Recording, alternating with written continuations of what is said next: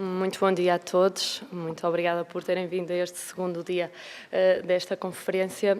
O meu tema da apresentação e que nos propomos apresentar hoje é o projeto EMIS, que é um projeto europeu de homens que têm sexo com homens. Foi um inquérito online. E hoje vamos falar especificamente sobre o teste do VIH em homens que têm sexo com homens com estatuto sorológico negativo. Portanto, em primeiro lugar, gostaria só de vos mostrar e para contextualizar a distribuição relativa das notificações de casos assintomáticos e de SIDA em Portugal. É possível verem as três curvas com três grupos que denominamos como quase clássicos das infecções, portanto, os heterossexuais e depois os homossexuais e os bissexuais na curva a vermelho e os utilizadores de drogas na curva a verde. Esta distribuição relativa a olho nu e quase cru poderia mostrar, de facto, um aumento do número de casos de homens que têm sexo com homens e de bissexuais, por contraponto com a curva verde dos utilizadores de drogas. No entanto, que tem aqui uma descida acentuada, no entanto, não é tão linear assim, não podemos pensar que os casos dos homens que têm sexo com homens estão a aumentar assim tanto, porque é uma distribuição relativa e, portanto, podemos ter aqui o efeito dos utilizadores de drogas, que esses sim estão a descer drasticamente, provavelmente por via de consumos que deixam de ser de forma injetável. Também graças aos programas, provavelmente, de troca de seringas. No entanto, vemos aqui esta distribuição relativa, então, com este peso dos homens que têm sexo com homens, mas depois, quando vamos ver o número absoluto de notificações, vemos que há uma descida, não estamos ainda a estabilizar. O ano de 2011 mostraria aqui um decréscimo, não é, de 180 casos de homens que têm sexo com homens, de casos assintomáticos, mas, de facto, este número também ainda tem aqui um ligeiro atraso nas notificações e, portanto, o que vemos com este gráfico e com esta tabela é que, de facto, os homens que têm sexo com homem e o seu estatuto sorológico positivo é ainda um problema, é ainda uma questão de saúde pública emergente. E posto este background, assim dizendo, vou mostrar-vos desde já o EMIS, que é então um questionário europeu na internet para homens que têm sexo com homens. Como sabem, como já ontem foi referido por alguns dos palestrantes, a metodologia de questionário através da internet é uma metodologia bastante utilizada, que tem os seus benefícios e, obviamente, as suas limitações. Limitações estas que poderemos discutir, se quiserem, no final, mas o que é facto é que esta metodologia, através de um curto espaço de tempo, consegue números bastante apelativos de participantes. E este questionário, então, surgiu tendo em conta um grande objetivo, um primordial objetivo, que tinha a ver realmente com perceber quais são os homens que têm acesso ao teste, quem são eles, e em relação também à prevenção do VIH. É um questionário bastante extenso, a nível europeu, que revela dados sociodemográficos, utilização de substâncias psicoativas, de cariz sexual, portanto, de quais os comportamentos sexuais que estes homens tiveram e utilização também dos serviços de saúde. Era um questionário completamente anónimo, portanto o IP era apagado, esteve disponível online desde junho de 2010 a agosto de 2010, portanto cerca de 3 meses, e para verem a dimensão, 35 países participaram e cerca de 185 mil homens que tiveram sexo com homens participaram. Portanto, estes números provavelmente não seriam conseguidos através de uma outra metodologia em num tão curto espaço de tempo.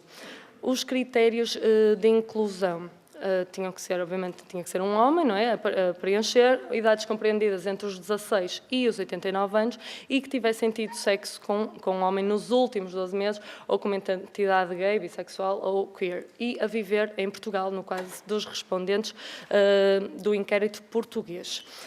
No nosso caso, como eu vos estava a dizer, cerca de 185 mil participantes estiveram neste questionário. É o maior estudo internacional conduzido em homens que têm sexo com homens e a viverem em Portugal responderam ao nosso inquérito 5.391 participantes. O que foi bastante satisfatório. As pessoas respondiam a este questionário através de sites de acesso gay, Gay Romeo, Manhunt, etc. E através das redes sociais, obviamente. Pensamos nós que foi também uma bola de neve, as pessoas foram falando umas com as outras e foram também respondendo a este inquérito, o que nos deu um número bastante apelativo. Tiramos obviamente, algumas discrepâncias nos dados e ficamos com um número geral de 4.584 pessoas e participantes. E, portanto, vou-vos brevemente dar uma descrição dos participantes e depois, então, entrar na parte do teste nos participantes com o estatuto serológico seronegativo. Portanto, como podem ver aqui no mapa, a proporção de resposta foi dada muito no litoral de Portugal. Como podem ver, Porto e Lisboa foram os sítios que mais respostas obtiveram, também porque provavelmente é onde estão situados o maior número de participantes, seguido de Setúbal, com uma continuação dos residentes no litoral e depois menos um bocadinho na parte do interior do país, mas de qualquer das formas uma distribuição bastante importante de todos os distritos e concelhos do nosso país. Em relação à naturalidade e à origem portuguesa, cerca de 82% dos participantes eram de origem portuguesa, logo seguidos dos brasileiros e depois de oriundos de países africanos. A idade média foi de 32 anos, com uma mediana de 30 anos, e cerca de 69% dos participantes estavam empregados quando a resposta ao questionário.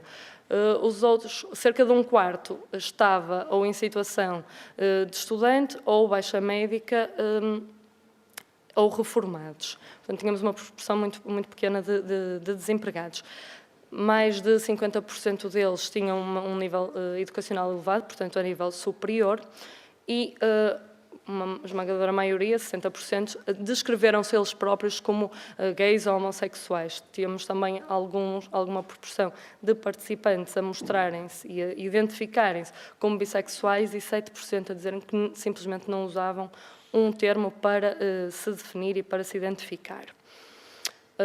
Como também era de esperar, 89% disseram que se sentiam atraídos exclusivamente ou predominantemente por homens, e 53% revelou a sua identidade e as suas preferências a mais de metade, ou a quase todos, membros da família ou dos amigos, o que explicamos aqui com o fora do armário.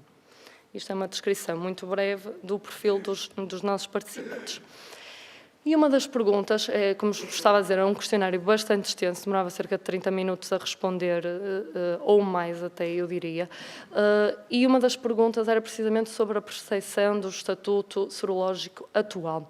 E conseguimos ver no gráfico que mais de 50% tinham a certeza que o seu estatuto serológico era negativo, com 30% a dizer que provavelmente seria negativo, mas sem certezas. Apenas 7% tinha a certeza que o seu estado serológico era positivo e, portanto, que viviam com a infecção VIH. E depois de perguntar-nos a percepção que as pessoas teriam, fomos mais objetivos e havia uma pergunta que sugeria, de facto, se alguma vez teriam recebido um resultado do teste VIH.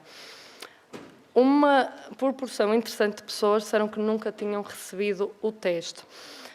Isto podemos pensar que poderá, primeiro, ou não tiveram comportamentos sexuais desprotegidos, ou, sim, em princípio, será esta a resposta, ou por falta de informação sobre o acesso ao teste.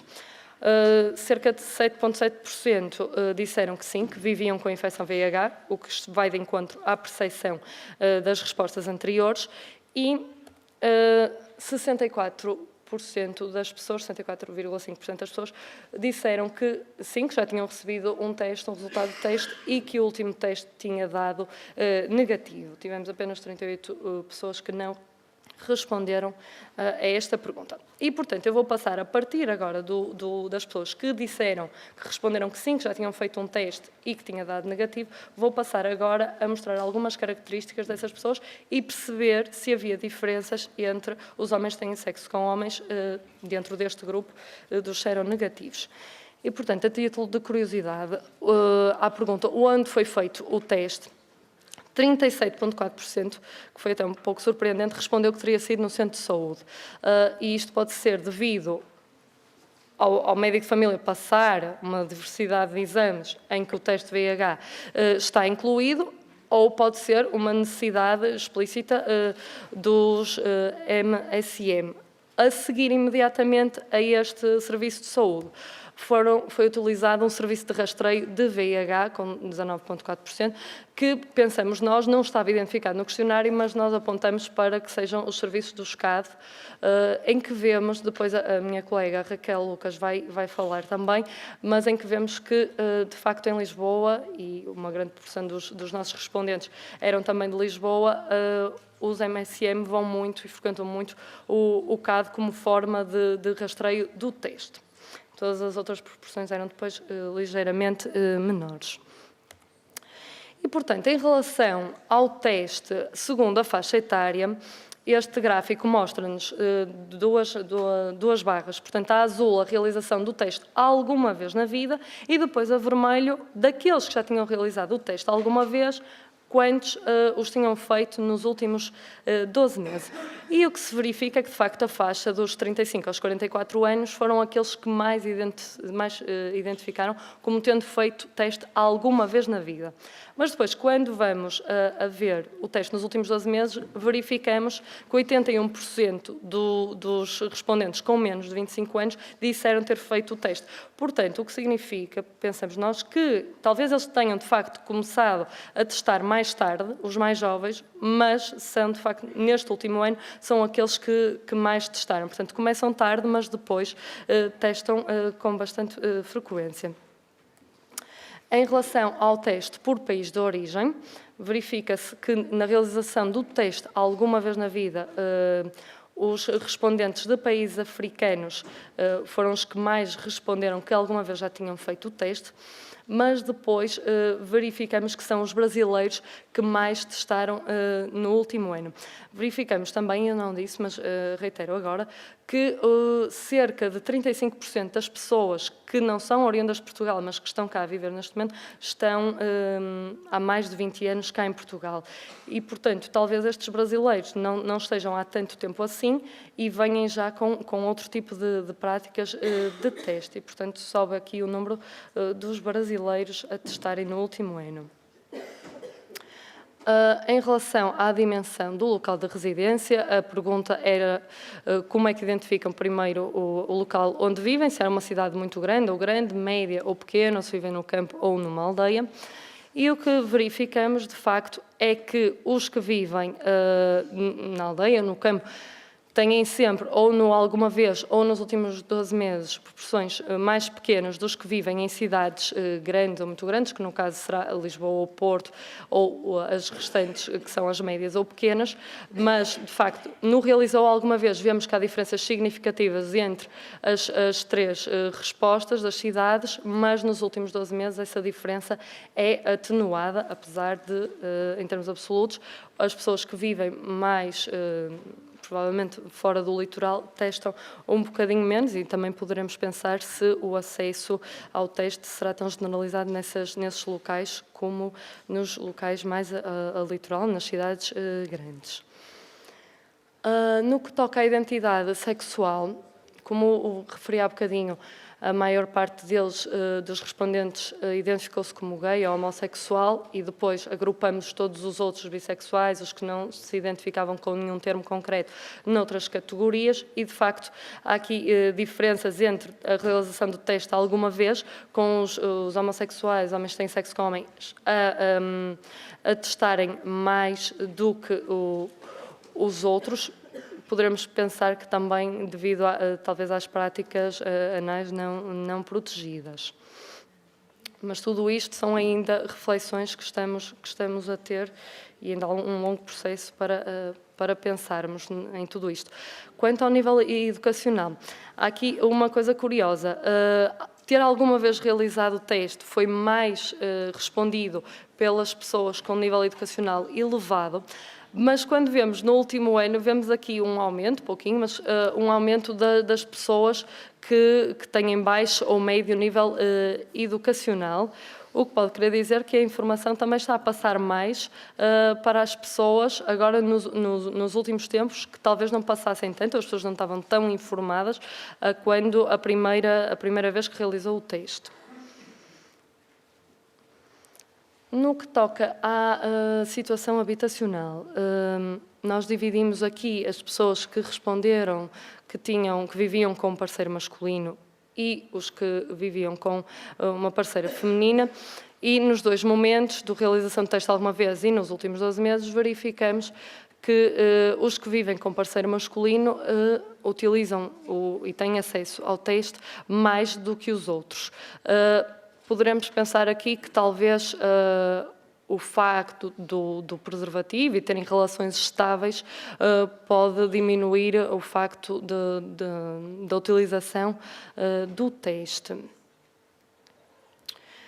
Isto foram características demográficas que vos apresentei, sociodemográficas que vos apresentei até agora, e depois queria falar brevemente da realização do teste a quando os respondentes nos disseram que tinham tido relações anais desprotegidas nos últimos 12 meses, mas verificamos que de facto, um ligeiríssimo número mais elevado naqueles que disseram ter relações desprotegidas e que fizeram o teste, 73%, quase 78%, mas depois os que tiveram relações anais protegidas testaram na mesma. Portanto, pensamos aqui que também, por estes dados, obviamente que nós não fizemos ajustes e ainda é uma análise preliminar, mas pensamos que as pessoas que se protegem ou não estão mais ou menos equiparadas no que toca à realização do teste. Quanto ao uso de drogas injetáveis, verificamos realmente, apesar das diferenças não serem significativas, que nos últimos 12 meses aqueles que utilizaram drogas injetáveis por via endovenosa realizaram mais o teste, como seria de esperar, mas também não verificamos uma diferença assim tão absoluta nos números. Vou agora mostrar-vos uma parte que consideramos também interessante, que tem a ver com a satisfação obtida a quando a realização do teste. Um primeiro gráfico azul sobre a confidencialidade, em que a maior parte das pessoas se diz muito satisfeita com a confidencialidade obtida, apenas uma ligeiríssima proporção de homens que têm sexo com homens disseram que ficaram muito insatisfeitos com a confidencialidade dos dados, mas como isto eram perguntas muito diretas, nós depois não conseguimos obter, e seria talvez interessante depois perceber em termos qualitativos o porquê destas respostas mais negativas face à confidencialidade. E quanto ao aconselhamento face à realização do teste, cerca de 40%, quase 40%, disseram que não receberam aconselhamento a quando a realização do teste. Mas também não é assim tão linear, não é? Porque, de facto, estas pessoas podem simplesmente não querer ter aconselhamento, ou, de facto, se fizeram o teste num daqueles pacotes do médico de família em que várias análises são pedidas, o médico simplesmente pode também não ter dado esse aconselhamento. Porque verificamos que depois as pessoas que tiveram aconselhamento, a maior parte delas ficaram muito satisfeitas, salvo 4% ficaram muito insatisfeitas, e também seria interessante perceber o porquê. Para terminar, como conclusão, verificamos então nestes slides que vos apresentei, que relembro, isto é uma mínima parte do projeto EMIS, trouxe-vos só esta parte para vermos algumas diferenças quando a realização do teste nos MSM eram negativos. Verificamos que existem realmente diferenças nos perfis dos MSM a quando a realização do teste alguma vez na vida, mas essas diferenças atenuam-se quando observamos a frequência do teste a ser realizado no último ano. Portanto, muito obrigada pela vossa atenção.